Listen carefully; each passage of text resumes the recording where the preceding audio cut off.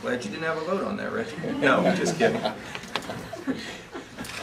Well, thank you all for coming today. You know, throughout the course of my free time, I like to read books.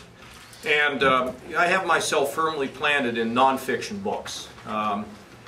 But, you know, I found myself recently reading a book of fiction. And it was a fictitious account of Ted Strickland talking about how he's cut taxes and fixed the Ohio economy. I mean, there aren't that many books of fiction that I read, but when I read them, I always like to get a good laugh. And frankly, I want to thank Ted for providing me with a moment of great humor when he talks about the fact that he has done all these things to, believe it or not, cut taxes, streamline government, cut spending, all these things. But, you know, I suppose when you are running in a very tough race and you are in trouble and trailing, you start making things up. And I guess you feel that if you can say things enough, you can actually make something that isn't true become a truth. The bottom line is that Ted Strickland has cratered Ohio's economy. And let me just tell you, Reggie, I believe you were present in the debate when Strickland referred to a study by the Philadelphia Federal Reserve talking about how Ohio over the last few months had the fastest growing economy. Well, we went back and took a look at the Federal Reserve study. Strickland likes to say that the reason why Ohio has struggled so much is because we've been in a national recession. What he doesn't tell you is that same Philadelphia Fed released a report that indicates that 41 other states in America have fared better economically than we have since Ted Strickland has been governor. That's correct.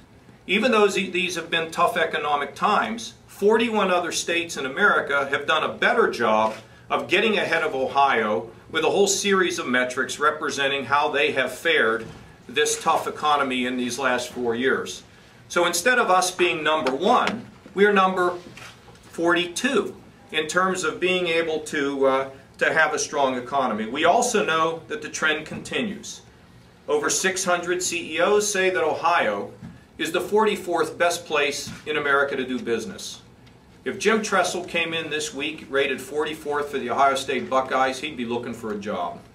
We know that CNBC has rated us 38th, and we know that the Tax Foundation has rated us the 47th best place to do business in America. These are atrocious numbers. Why are we here? Well, we're here because of a budget that's been run off the cliff using accounting gimmicks, raiding every piggy bank he could find, and then of course going to Washington with a tin cup. As we know, he drained the rainy day fund. He took a steady stream of tobacco funds that were supposed to flow for 44 years, sold bonds and spent the money in 4 years. We also know that he also used stimulus money, and at the same time he raised taxes. And now we find ourselves in a hole that amounts to billions of dollars. Regulations. You know, we unveiled a program here called our Common Sense Initiative. Ted Strickland says, we've already done all these things. You got to be kidding me. Go out. In fact, Roger Geiger's here today representing the small business community. Andy Doehrel's here. In case you missed it, the Chamber of Commerce has endorsed the candidacy of Mary Taylor and I for governor and lieutenant governor. It's the first time they've endorsed in 117 years, saying basically we don't have a good business environment. And a big chunk of this is the regulatory environment. No, you just don't put out an executive order or hold a news conference and think you've solved the regulatory problems in this state. I just came back from a meeting in Dayton with business leaders there. They conclude that this state has not upgraded itself or fixed its regulatory problem and moved into the 21st century. And of course, Ted also thinks that the solution to every problem is to take more money from the public and give it to the government. Strickland raised taxes in 1993. And he did it again last year, and he raised taxes last year to the tune of $840 million. And there is no way that if Ted Strickland is reelected as governor that he will not raise taxes again. Now we're going to come back to this a little bit later, I will not raise taxes. He will raise taxes. And if he says he's not going to raise taxes, you go and ask him what he's going to do. Because I know that the fact of the matter is he's the tax and spend guy. And management, you got to be kidding me. Think about this. We did not have a permanent director of the Department of Development in the state of Ohio for 7 months. That is like going to war and not having a general in charge of the battle. It makes no sense at all, and the management goes on and on and on, and we look at the flurry of all the activity going on in the states, of this state, people being fired, losing their jobs. I mean, come on, just read the newspapers. And so we've got a mess here. And we're here to a large degree to set the record straight, but I'm also challenging Ted Strickland to finally say he's going to get it right. The 7th highest taxes in the country, and he's going to raise them again. You need to ask him about it. In terms of management efficiency, none better than our current state auditor, our candidate for Lieutenant Governor, Mary Taylor. Well, thank you. Ted Strickland has been a failure at economic development. He has no idea how to grow Ohio's economy. Time and again, we've heard how Ted Strickland has failed to be aggressive enough in pursuing new companies and keeping companies here. NCR and DHL are just 2 big examples. Last week, though, we finally got a little truth out of Ted Strickland about his failures in the economy when he admitted to the Toledo Blade that Ohio's Department of Development needs to be faster and more efficient. Yet he still refuses to admit that changes are needed, and all he can do is bash John Kasich's plan to replace the department with a private sector team of professionals who are prepared to move at the speed of business, not at the speed of bureaucracy. Ted Strickland has failed to effectively manage state government.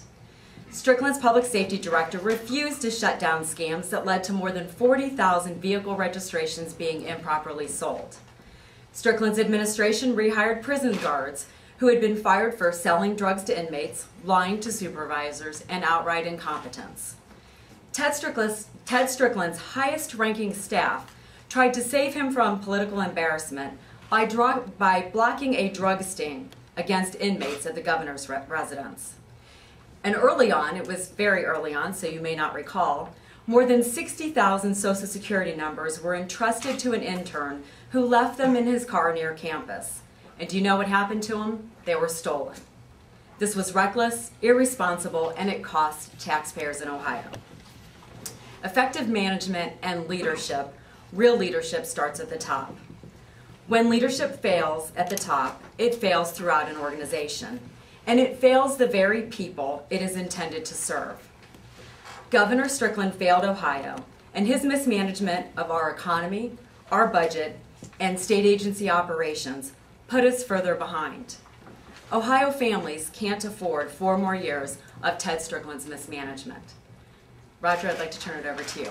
Roger represents small businesses across the state of Ohio, and John and I are really pleased and proud that small businesses have endorsed our campaign.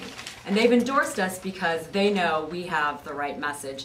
And I'm pleased to have Roger come up and talk a little bit about what the reason for that. Thanks, Roger. Thank you, Auditor.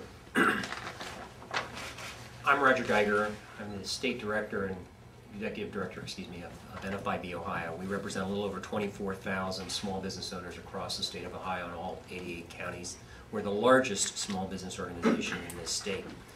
And we proudly endorse this team, and I'm here today to first say that I'm very irritated at best with the absolute bogus line in the current governor's commercial that talks about how he's helping small business and how he has cut taxes.